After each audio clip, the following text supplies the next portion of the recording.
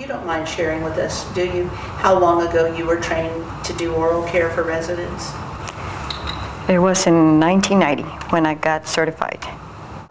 Since 1990, how many training sessions have you had on oral care? Not many. Have you had any? Maybe just once. So once since 1990, you've had some training on oral care? Yes. Okay. If I told you that I believe that we don't do a lot of good dental care on residents, would you agree with me? Yes. We don't give a lot of great dental care. Okay. Why is that? Because people are in a hurry. We know that some days not all staff members show up for work, and so we call it working short in this industry, right? What sometimes gets left out when you're running short? The oral care. In your 9 years as a CNA, have they ever done skill testing on oral care? No, ma'am. Never? No, never. What are you trained on every year routinely?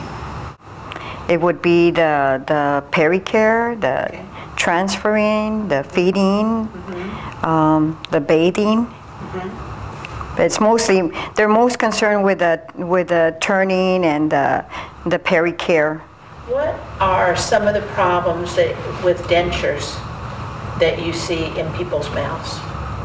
Sometimes they don't want to give it to you. Okay. They don't want to take it off. And there's nothing you can do. They fight you. And you have to report it to the nurse, because some of the residents, they used to do their own teeth, right? Clean it, and you're trying to take it off, and then they'll let you. Do you see any problems inside their mouth from dentures? Because, yeah, sometimes if the dentures are loose, they get blisters on the gum, and they don't want to put it on. And they stop putting the dentures, so you have to tell the nurse so they can see the dentist so they can fix it. How do you know if somebody's in pain from their teeth? They can't eat. Okay. And then what happens? They lose weight. As a CNA, what do you think is the hardest thing about dental care, oral care?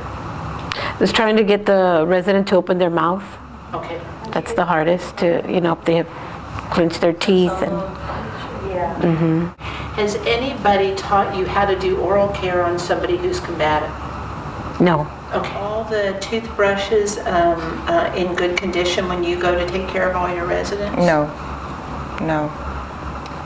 Some of the toothbrushes, since we don't know, when, they were given, when they've changed the toothbrushes, they're not dated or anything, so pretty much sometimes they are, sometimes they're not. How do you know when to change a toothbrush? If it looks, to me, if it looks worn or it looks filthy, or if it was contaminated. You had a complaint earlier that I thought was valid, because it's something I haven't thought about myself, about medication administration by the nurses. Can you share that with me, that little information? Sometimes you've already brushed the residents' teeth, or you've done good oral hygiene, and you've put them to bed, and the nurses will come behind you and they'll give them medicine. Sometimes the medicine is mixed with jelly, and it defeated the purpose of you cleaning their mouth.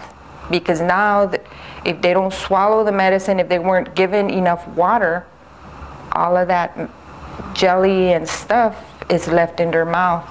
And a lot of them won't swallow it, or it tastes bitter, and it just starts coming out of their mouth. And the nurses, of course, are not going to get a swab and re-swab their mouth. Yeah, that happens a lot. How do you document that you've done oral care? The care tracker has the personal hygiene. That's the only way. No. So really, if I wanted to know if you may have bathed the resident, but you might not have brushed their teeth, how would I know? You don't. Not with the care tracker, no.